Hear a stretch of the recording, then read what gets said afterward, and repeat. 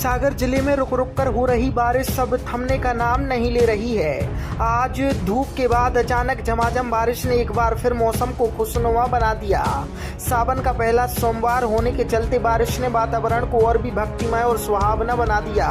लोग बरसात का जमकर आनंद लेते नजर आए और मौसम के मिजाज से शहर में ठंडक और राहत का माहौल बना रहा।